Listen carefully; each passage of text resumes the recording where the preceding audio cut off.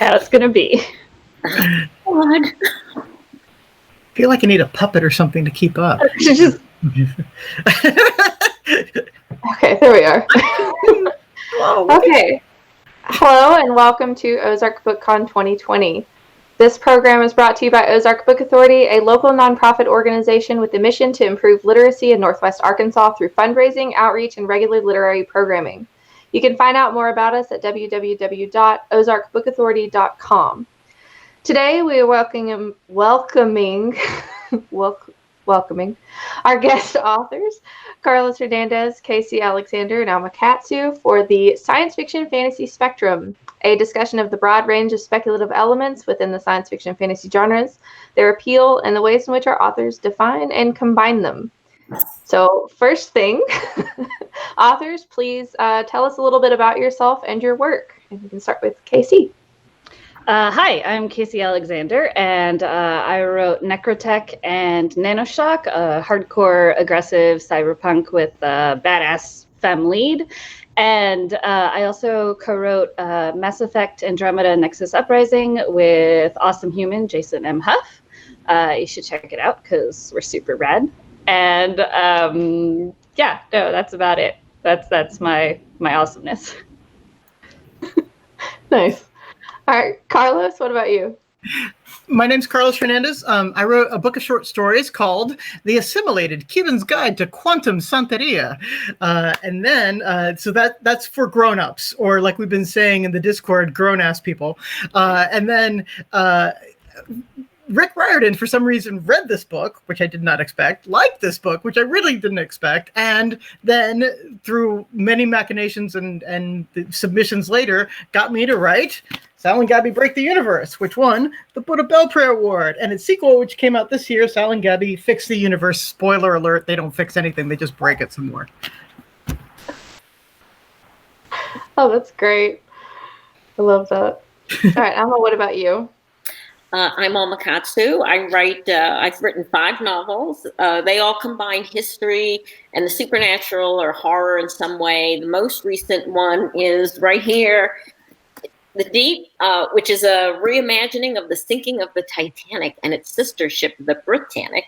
Probably, I'm feeling like my cool factor is way low compared to these two. So I'll just throw out there that I actually did a graphic novel serialized in chapters for Portia with Victor Santos, the guy who did the Polar series. So that's a cool thread right there. I think you're absolutely rad. Yeah. That's very kind of you guys to say. Yeah, we all here think you're amazing, so you belong. One of us. All right, so to get started, what was the first science fiction and fantasy read that got you hooked on the genre, and what made you decide to write science fiction and fantasy? Who wants to go first?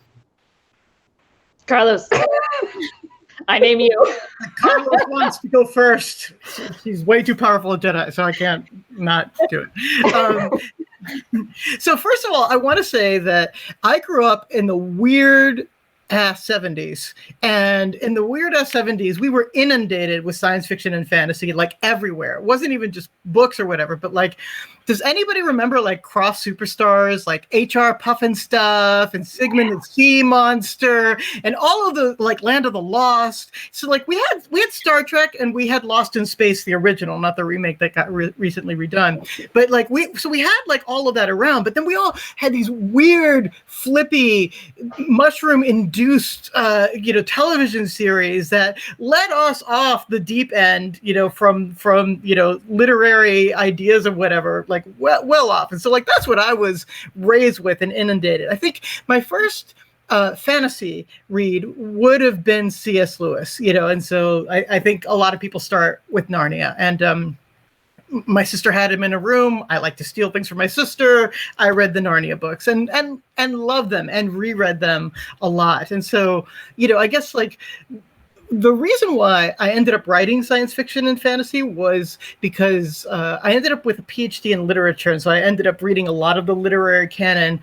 But when it came to expressing myself, I found that what I wanted to do was think about ideas and basically create problems to try to think through, as opposed to holding a mirror up to society. And so I think the speculative genres speculate. They are there to help you, imagine alternatives, as opposed to, being limited by reality. And that's why I harken back to my childhood and harken back to SFF. That is such a great answer. That's it. I'm out. Bye. Okay, Alma, go. Oh, okay. Well, funny you mentioned those shows, because I it's one of those things where you forget about them, but they also just like come back up in your life. Yeah, those shows like HR Puff and stuff, and what was the other one? Banana Splits. Banana Splits. Yeah, they're just you're right. They're just totally trippy, and it probably shaped a lot of us to a certain degree. Remember that weird talking flute? That thing is still in my nightmares, like once every 2 months. That's very specific. Yeah, I used to watch that show, but I hated it. So I because it was too surreal and it just was too threatening. But when you're a kid, you don't really realize that that's why you dislike something, right? I always thought the 70s needed no help.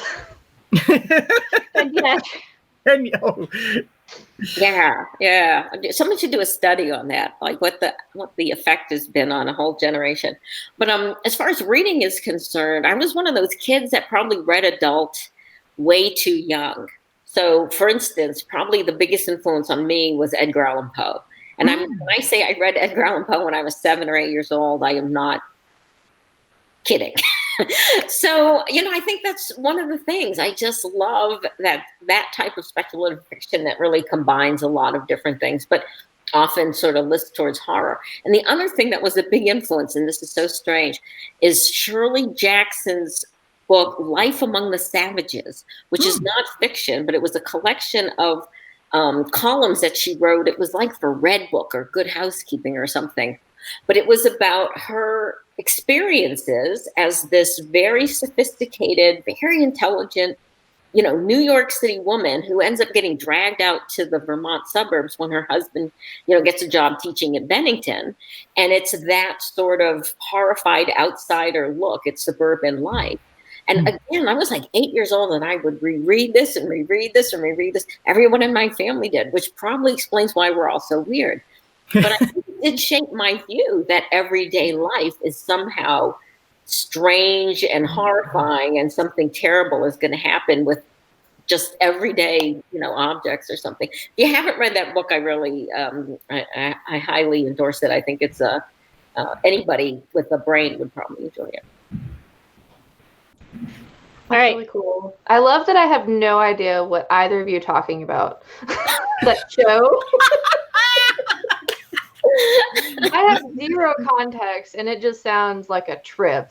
Look it up on YouTube. I bet you can find some. Yeah. Oh my gosh! Please YouTube it, and then take mind erasing pills right after it. Seriously. Kids, don't do drugs. Yeah. All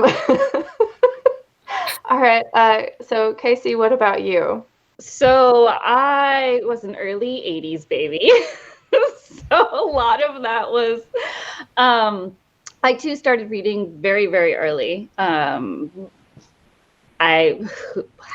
I don't know. One of my uncles actually handed me his beat up copy of The Hobbit. And I'm talking there was a page ripped in half, and to this day I still don't know what's on that page because I only ever read that copy. And now I got to go look. I just reminded myself of that, and I have to find it. And I was reading at the time, I think my first really dedicated, I guess, sci-fi and fantasy. So sci-fantasy was Anne McCaffrey. And I started with, I can't remember what the hell it's called, Manali's Story. It's the shorter one. And then I got the Dragonflight, the 3 main trilogy. And I just devoured them. Ultimately, what was I going to say? Whew, there we go.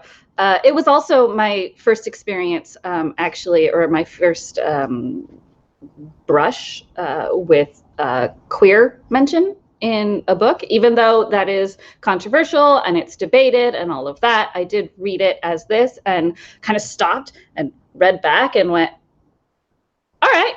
And then that just set the tone for queer, no big deal, right? Like, you know. So I read that, and then I read it again, and then I read it again. Like literally, I would finish one and go right back to the other. But when I was in school, like, serious face for a moment, I was bullied horribly, like absolutely awfully. It started very young, so I would hide in the library. And I got really an idea to, since I like Dragonflight, to start at the very beginning of the sci-fi fantasy bookshelf, and I just read each one by one. I don't remember how far I got, but I read, like, to this day, I'm not even sure how many I read. I think I left that school before I finished it.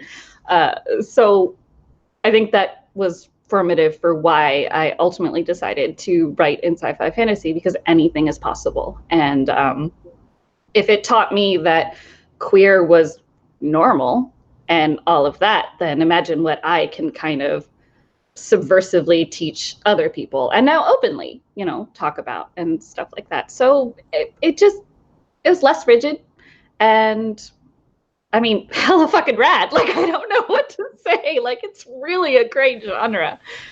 So yeah, that's my story, and I'm sticking to it. No, that's awesome. Like, I love all of your input on that, because it's always so interesting to me to hear where people started and like what made them, you know, choose to write this, you know, wild genre that's full of so many impossible things. You know, we all live in the real world, but up here, not really. That's exactly right, though. It's like, because up here is where life is actually happening. You know, things outside come into here. And so it's your blend of what's happening out there and what's happening in here that makes whatever this thing we call life is. Which might explain why we're all so neurotic. Everybody hurts, you know, as REM sings so beautifully. Yeah. All right. So kind of going into our next question. So, so fantasy and science fiction and horror, they have a lot of overlap. There's, you know, there are horror elements in fantasy. You have dark fantasy. You have horror sci-fi, like, you know, Alien and your Lovecraftian stuff. So for you specifically, how do you blend or steal elements from different genres and use them in your work? I'm asking you guys really tough questions. I call Casey. On to you. Let the war begin. That's such a... this is the most annoying answer, and I hate it when other authors give this answer, but at the same time, I'm guilty of it, which is, how can you not? There's a lot of focus, let's go business for a second. There's a lot of focus on marketing genres or subgenres, I suppose, in the business aspect and the sales aspect. And it is hard sci-fi, or it is specifically cyberpunk, or it is specifically, you know, this aspect and whatever. And I get a lot of that is like, they have to know where to shelve it and blah, blah, blah. But I'm such a genre bender.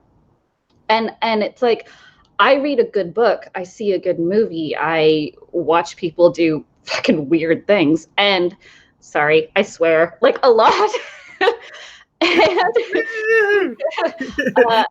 And it just wraps somehow. Like, it just does. I don't know.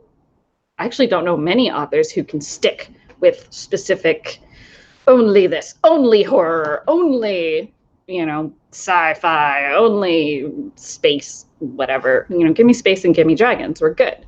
I just don't limit myself, I guess, and it doesn't even occur to me to try. which I get into trouble sometimes with that because people expect this, or, sometimes publishers are like, we don't really know how to market this. And I'm like, allow me to tell you, doesn't always work. But yeah, how can you not? So annoying. I'm sorry. No, it's okay. No, I think it's interesting because there's definitely been like a shift in the overall like genre umbrella of more and more of these like blended genre type stories. You have space fantasy, or historical fantasy is normal, but like aliens, and it's all like becoming more like normal. And I think it's like extremely interesting because it's like they're finding that there is a market for these weird stories that might not have been, able to sell 10 years ago, 20 years ago. So I kind of agree with you on your, like, how can you not, right? Because it's fun, right? Science fiction and fantasy it is an umbrella, and you can pick and choose what you want from all of it. So free at last. So I guess I'm gonna nominate Carlos for answering next. Yeah.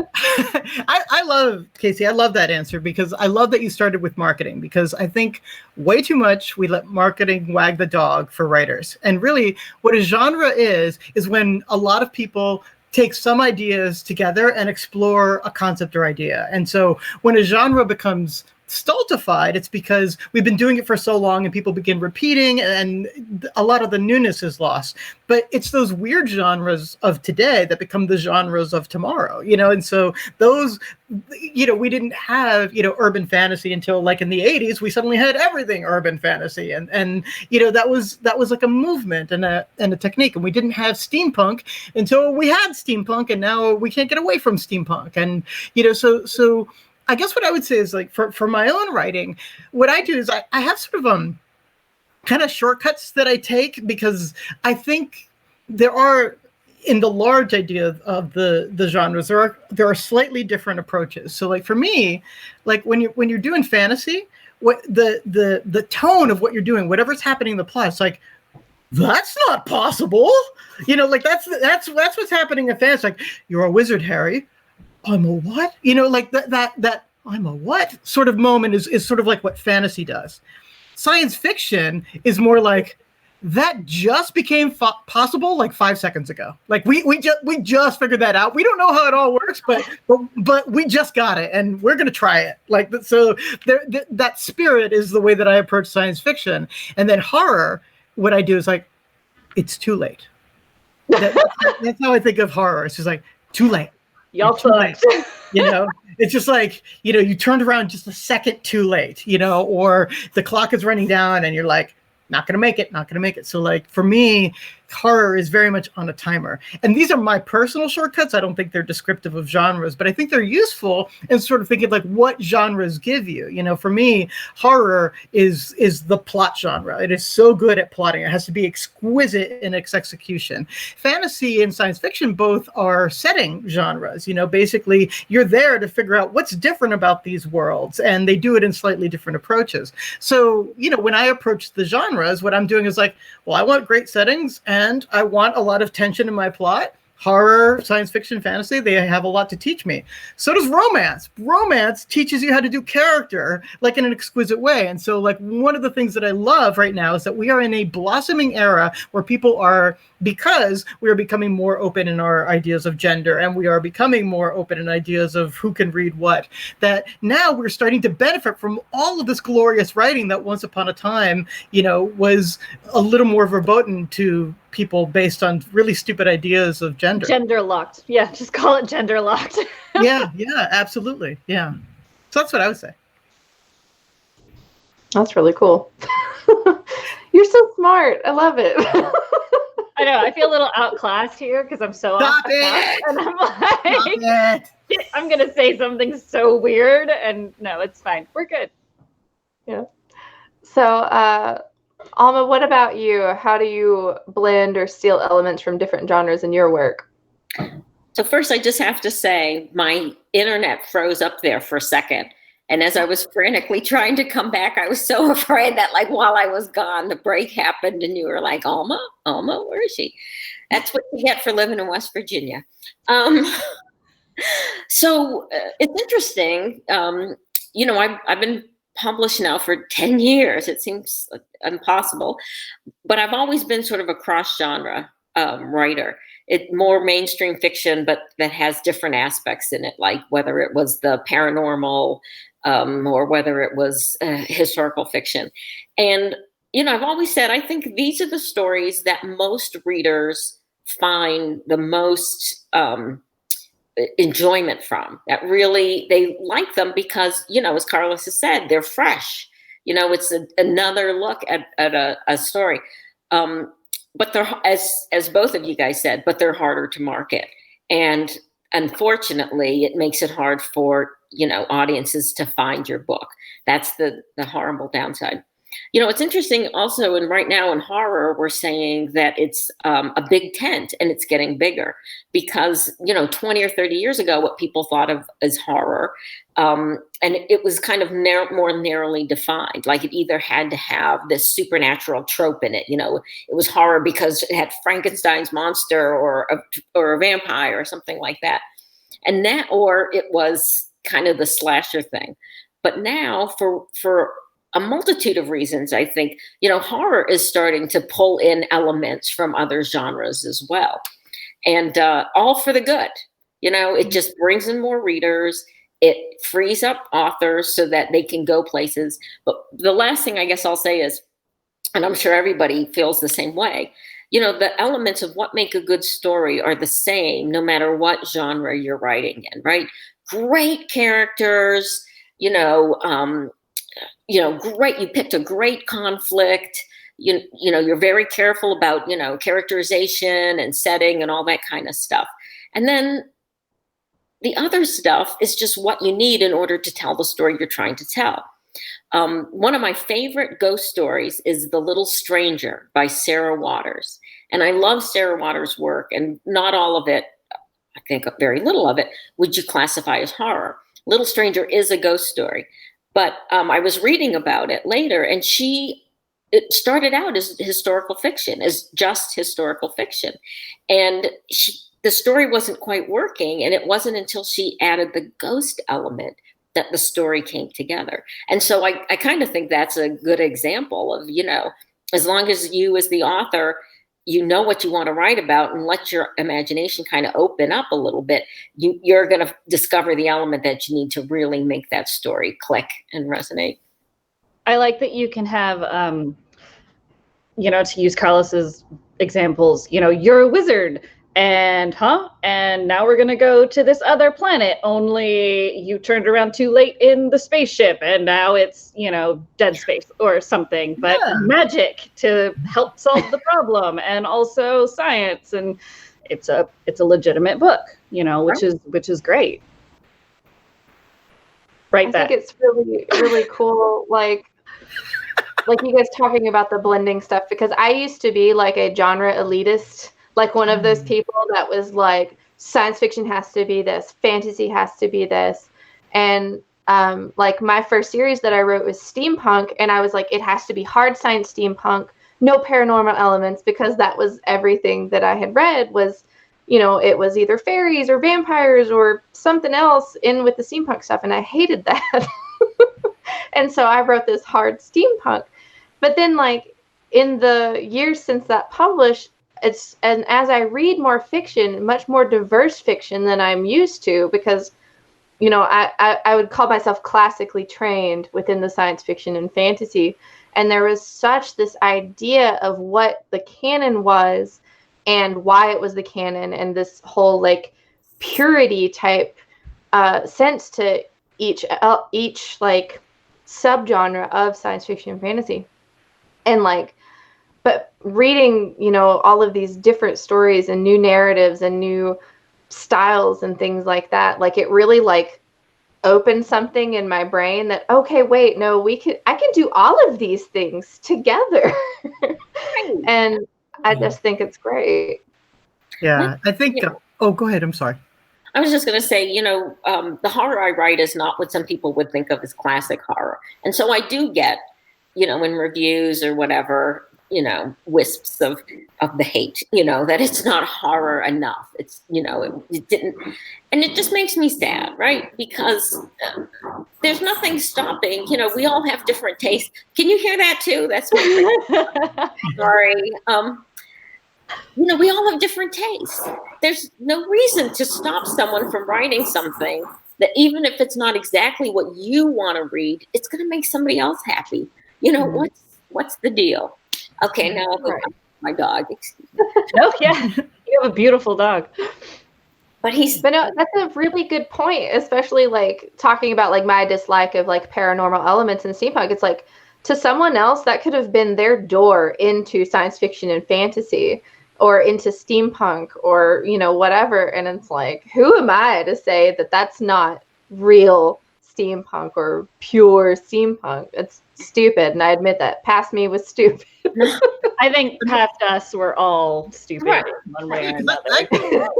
I'd go a step farther. We call Latin a dead language because nobody innovates with Latin anymore. You don't get new vocabulary words with Latin. It doesn't get updated. That's the way to kill a language, to basically stop changing and innovating it. And so as soon as we start classifying things as like, these are the only things that belong, that's when the genre dies. Mm-hmm.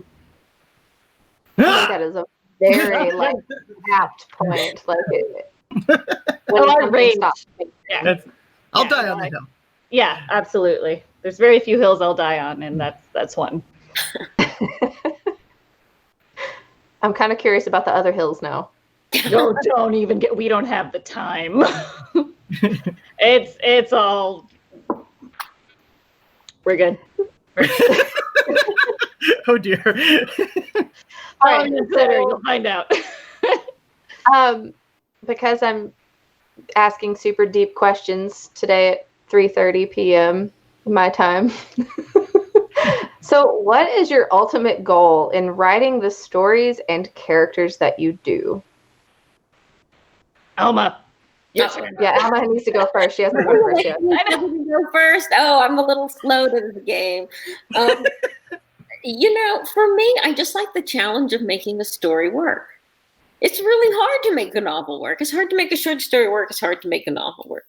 And that's all I want. I just like, in almost everything I've done in my life, I don't do everything, right? The things that I do, I really try to learn to do it well. And writing novels, it's an endless challenge. Because even if you've written one book, that's no guarantee that you're going to know how to make the next book work. So I just wanted to become a really proficient novelist, and now I want to write better and better novels. That's really it. That's valid. That's totally. Yeah. I love that answer too, because it's not like a usual answer. That's so true. At the same time, I totally feel that, because it's I always want to be getting better and being better than the last book, and so yeah, I totally relate. Who wants to go next? I'll go next. Okay.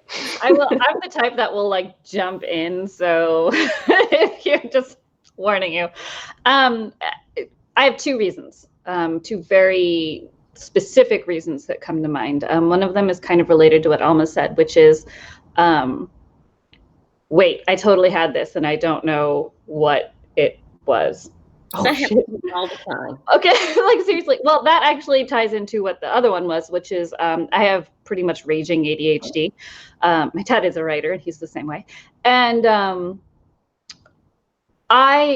when I learn how to do something, like at a job, I'm ready to move on. I get bored. I don't want to do it anymore. It gets harder for me to do it, and it's a whole thing. ADHD people represent. So each book is a new project. Yes, it's writing. Yes, you're writing a book. Those processes are the same. How I do it, I plot in a specific way, and all of that. But the words are new, and the characters are new, and how to string them together is new. So for me, I never get bored, because I can treat every book as a new job. So that's like the selfish reason and the reason that works for me. The second reason is I want to normalize shit. Like I want people to either think about, oh, is that a thing? Sort of like my brush with Anne McCaffrey and the queer couple that was like a line, maybe 2 lines on 1 line. Like I don't remember specifically, but it was here and gone. But it made me think, and then it made me accept, right?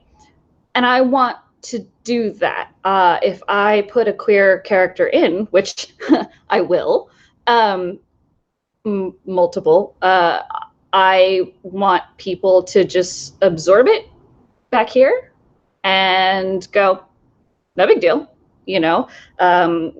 on representation. If most of the people are people of color, queer people, any sort of representation, I don't preach, I don't make it a thing, it just exists. And I want, so I call myself a subversive writer. I don't know if people agree or not, but I just put shit in and I want people to think or accept it, or raging hate it, because then they're thinking about it, right? Like, and if I punch enough people, then maybe some of them will be like, no, it's a thing. I'm gonna put that on a bumper sticker. If I punch enough people. And so I've got this really selfish reason that works for me personally, and then I've got this sort of social reason. And related to Alma, I want to be good at it. Like I want to get to a point where it's just like breathing, and I really, really try and do better. For future books, I want to do better than past books because I fucked up, and I recognize that. So, hopefully, as I learn, others do too. I think that's very yeah. Need like one of those like saint candles, so I can burn it down. Yeah. I do it. All right, Carlos, what about you? So I agree with a lot of what I'm hearing. Obviously, like I want to write because I love writing and I want to be better at writing. I think, if you don't have that, you don't have anything. You don't have a life as a writer. You have to. I'm in love with sentences and words. My wife and I, we collect words. We read them aloud to each other. We read all of our prose aloud to each other as we're writing it 3-4 times to try to get the music of it right. And so I want to write sentences no one has ever written before, and that, have made me giggle or wince or react in some kind of way. So like on a very like prosaic kind of level, I really want to like make sentences that people are like, I have never seen anybody say that before, and that's mine. So there's that.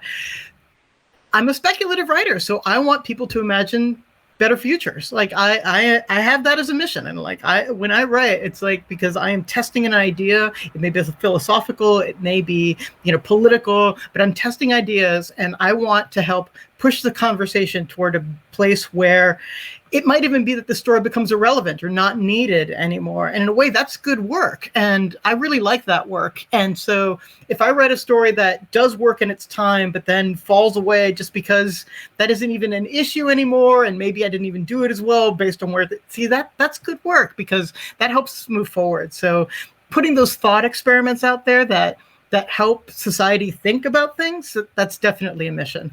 And then I guess the other thing I would say is like, I want to recharge people's joy batteries. I am a big believer that joy is life's engine, and that, from joy, we become capable of doing things, and we need peace and joy and the ability to be in repose in order to take good actions. And so if my book can provide that recharge, that galvanization of imagination, I've done my job.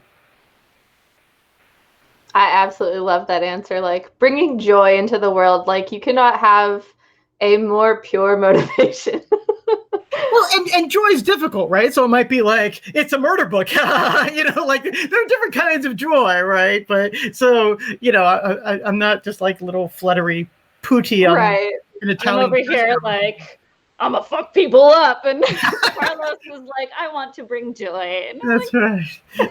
I want to punch you with happiness. I know, that's great, because it's kind of like the theme of our event today is this whole idea of escapetopia. It's finding joy in these other worlds and other people's thoughts and dreams and things that they do. I hate it when people say escapism like it's a derogatory thing. You bet your ass I want to escape from 2020. Like, I want to book out of 2020 as hard and as fast as I can. And I want to give people the idea of like, well, where are you escaping to? That's the other thing that gets forgotten. You said book out. I see what you did there. I'm always working. No, I think that's, you all have such great answers, because it's like I recognize a lot of my own motivations in a lot of what each of you said, and I feel like a lot of people probably reflect similarly on those like ideas. You guys are awesome. I love you guys. So this is, I guess, kind of related. What is your favorite thing about writing science fiction and fantasy, and or being a part of the science fiction and fantasy community? Because we are like this body of weirdos, and it can be absolutely fantastic to be a part of this community. So what's your favorite thing about it? Is it my turn? No, it's Carlos's turn. No, it's your turn, I think. Shit. Okay, so I'll take it. Challenge accepted. So the community, by and large, is really supportive, because there is just, again, it's just, there's no limits in sci-fi fantasy. It is. It can be very tight knit in pockets. Like, let's be real. There are I don't want to call them cliques per se, but there are pockets of communities that identify better with whatever is your thing. But it's starting to, and has been starting. It's not there yet, but it's starting to embrace the things that are really, really relevant today. Again, Black Lives Matter, queer representation, neurodivergence, disability. You can find those more, and after years of pressure, you see publishers starting to pay attention more and publish it more, and so on. And I find that phenomenal. We're not there yet. We're not even close to being there yet, but the progress is happy making, and because I think it's sci-fi, it's almost more, I don't know if this will come across right, and I hope everyone understands kind of what I'm trying to say, which is it's starting to become more accepted, I guess, sort of normalized, kind of thing, which has its whole host of problems, but at the same time is I think a step. It's the community comes together around things like that. There are some rough spots. Femme writers get a lot of pushback from, say the older white male generation, and there's many, right? But in the vein of escapetopia, let's stay positive, which is we are seeing this community really, really bond, really, really push, and start pushing the voices that need to be pushed. Own Voices is one of my favorite movements, because it encompasses everything. And I'm an Own Voices author, and I just think that we're on a wonderful track. I don't know if that answered your question, but it's a good answer regardless. But no, you're totally right. Like the shift, it's a visible shift, mm-hmm. and like very, public. Like you say, it's getting normalized, and it's I feel like one of these things is like most science fiction and fantasy readers are much more open to things that are different, because it's what we read and consume and, in some cases write. And so I feel like it can be a good avenue for, experiencing things. I mean, fiction's a great avenue for experiencing anything outside of your own worldview and your own, like, just how you see the world. Those are the exact same thing. But I'm a writer. I'm good with words. But I feel like I think we're on the same brainwave here. Just words are hard. Yeah. Yeah. And the fact that there is so much more work to do also opens up a great deal of the genre and, the what's being put out there and all of that, which again only makes the genre better. So it's like this extra, kind of push and opening and new blood. I say new blood. Honestly, people of color have been writing science fiction forever. Queer people have been writing, all of this. So they're not new blood, but as far as readers are concerned, it's just opening the door. Publishing industry, like you said, the publishing industry and the admittance. The publishing house, that I'm with is Disney Hyperion, but the reason I'm there is because literally one person, Rick Riordan, was so powerful because he's sold 50 million books, and he should have. Percy Jackson is great, but because he could start his own imprint, he was like, I'm going to make an Own Voices imprint. And they were like, well, you are Rick Riordan, so we will do this, and using your power for good. Yeah. Like to me, it's just like that was the sea change that was necessary, and it's a mindset change.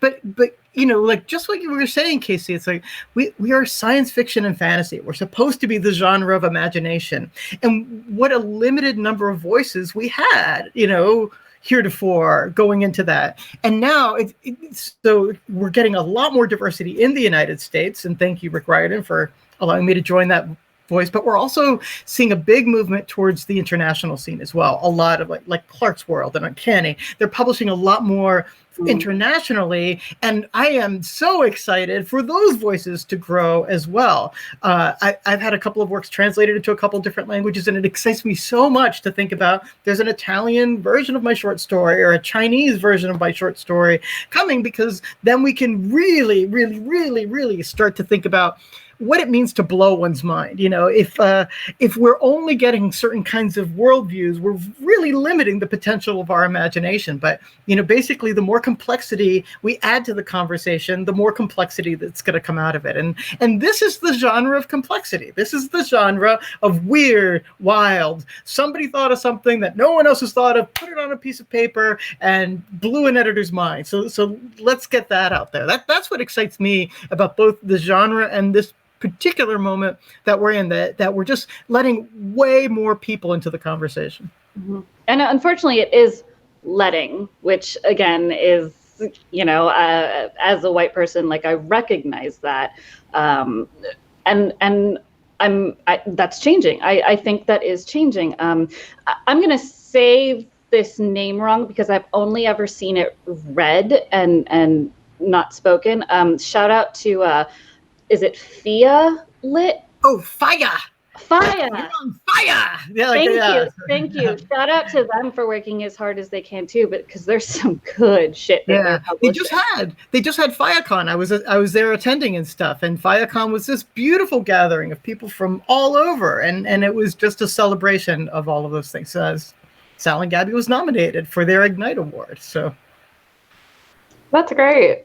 No, I think like for both of you, it's like the growth and maturity, I guess, of the community itself is like something to celebrate. And like Casey said, we still have a long way to go in a lot of ways, but to see those steps being made and to see like the fruits of those labors, like be such beautiful, wonderful, weird fiction that's just expanding the genre and making it better is just, it's happy making, like Casey said.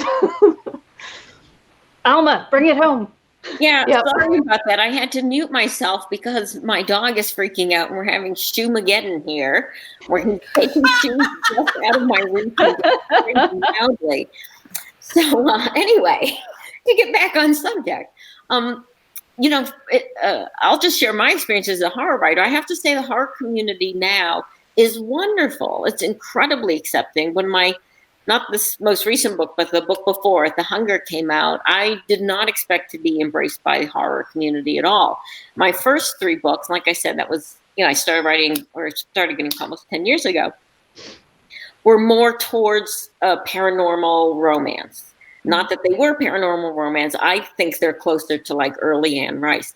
But the horror community at the time was very divided, and they were very much against paranormal romance. As far as they were concerned, books like that did not belong in the horror universe. Wow.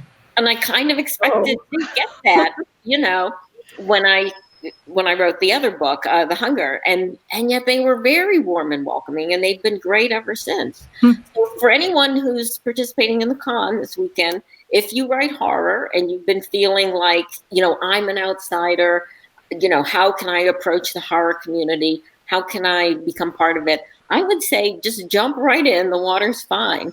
And a good place to start is the Horror Writers Association, HWA. It's a really welcoming, awesome group of people.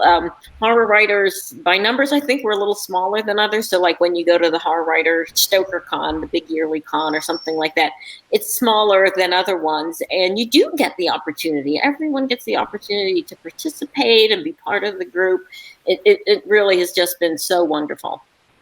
I just want to say that there is no way in hell I'm jumping into any water near any horror writers.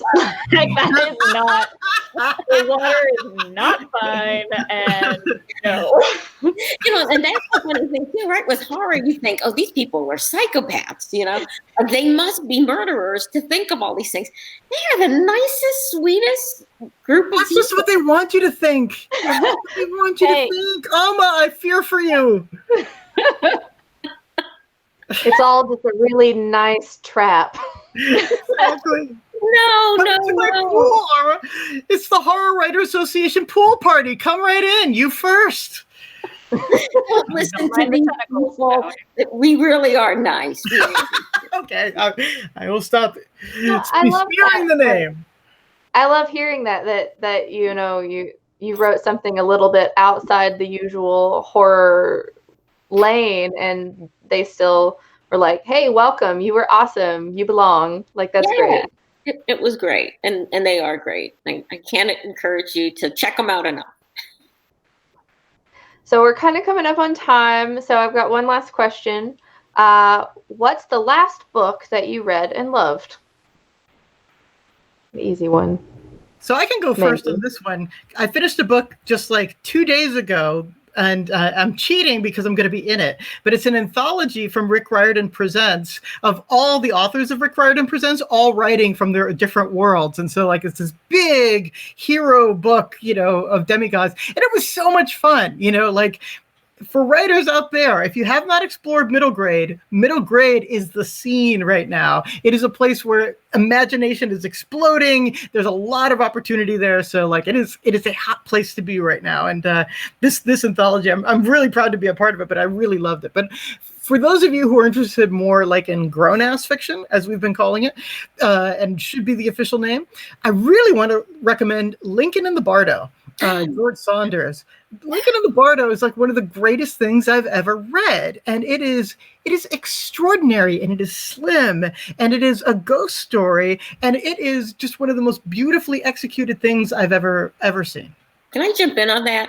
It is a wonderful story, and I would encourage people, if possible, to listen to the audiobook version. The audiobook, exactly. It is a full cast audiobook. It has a full star. I'm sorry, I interrupted, Alma. No, go, man. No, but it has like David Sedaris in it, and Don Cheadle's in it.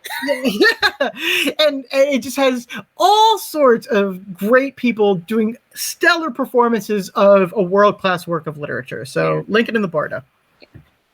That sounds amazing. Oh, it's so great, so good.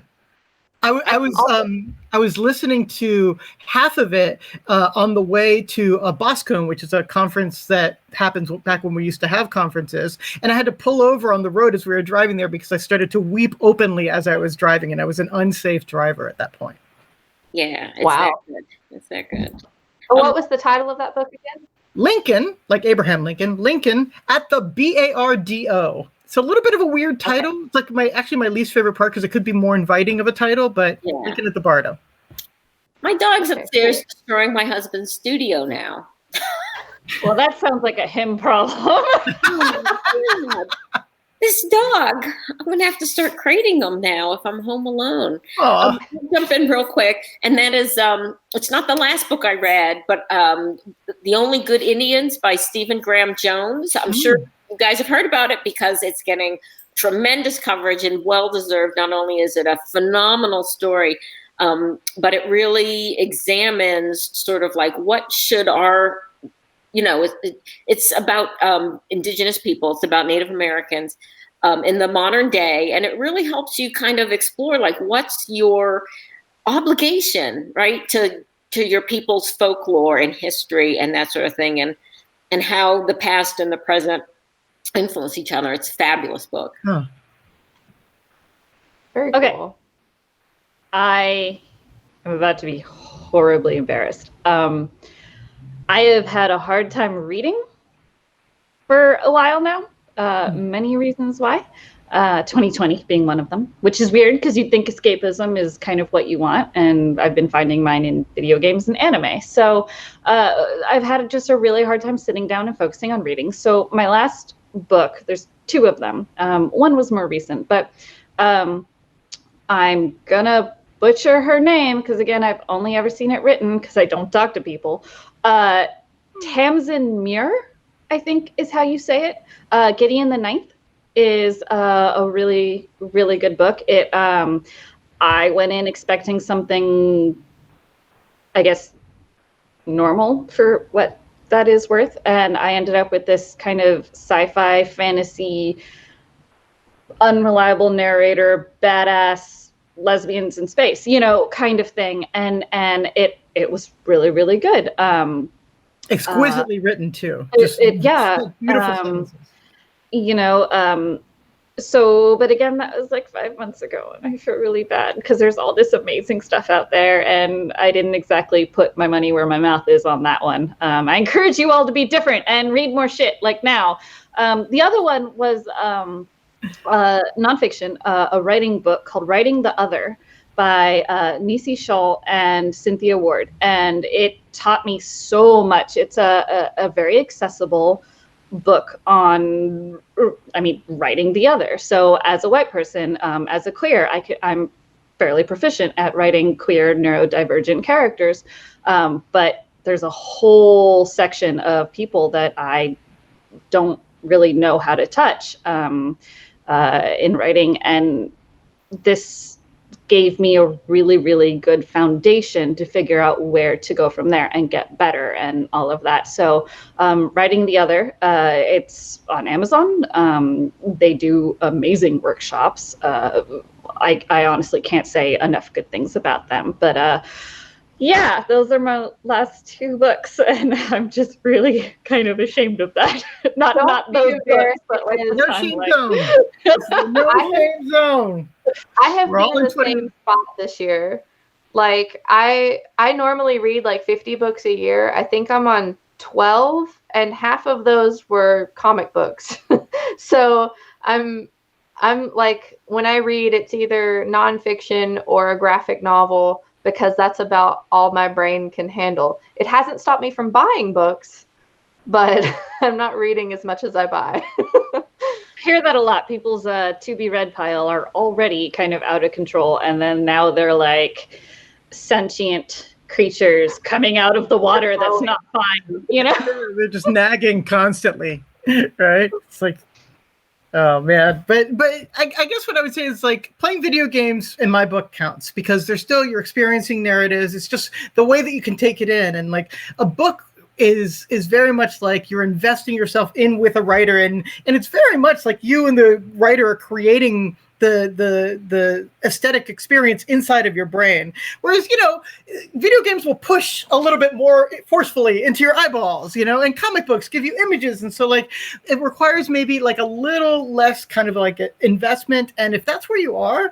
that's great because they're all art forms and they're all fantastic storytelling mediums. So do not beat yourself up. Those are great. Also, we should all play more games and read more comic books and read more novels. We should We should not have to work. Is the Escapopia. thing. We should just not have to work. Like stupid jobs.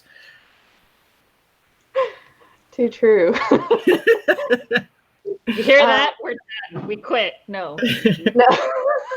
Yeah, no, we're all going to go back and start writing on Monday, and Yeah. So that's it for today. I want to thank you guys for joining me for this panel and being so absolutely amazing. Thanks for having us. Oh, thank you so much. This is so great. Thank you for the great questions, Brooke.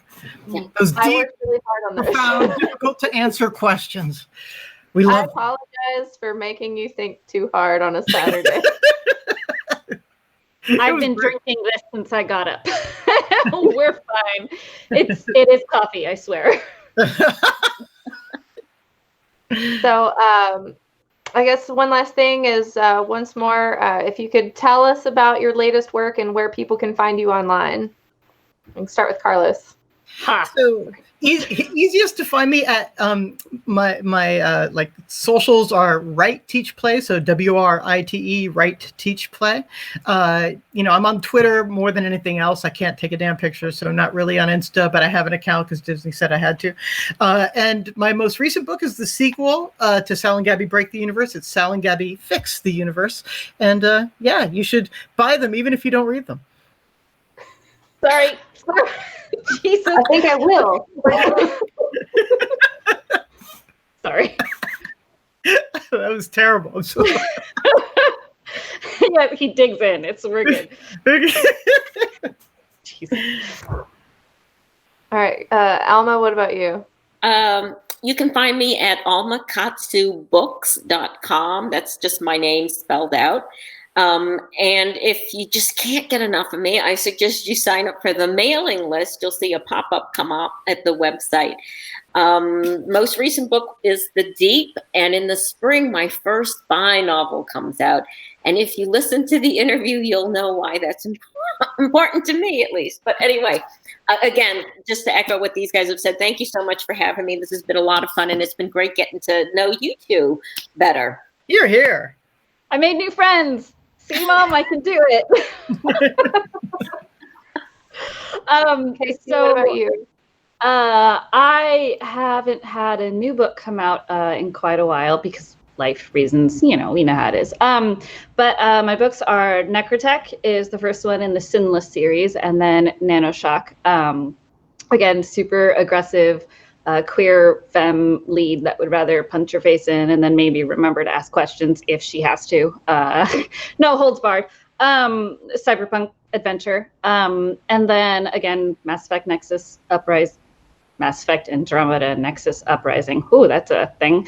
That is out there too. I am working on a project that, ironically enough, which Brooke didn't know this when I was invited, is a speaking of genre bending, a weird West meets Southern Gothic, kind of in the Ozarks area, but like not really kind of thing. So way to read my mind. I'm onto your tricks. So, look forward to that, hopefully. You can find me mostly on Twitter, even though I'm kind of on a hiatus for major revisions. KACE Alexander. So Case Alexander, and you can find me on Instagram doing the same thing. And I basically hate Facebook, but if you must, I'm there too. And kcalexander.com is my website. Awesome. So once again, thank you guys. You're awesome. And you're awesome. Thank you. To all of our. Wait, Brooke, where can we find your stuff? Where can we find your stuff? Thank you. I have to keep going. Damn it.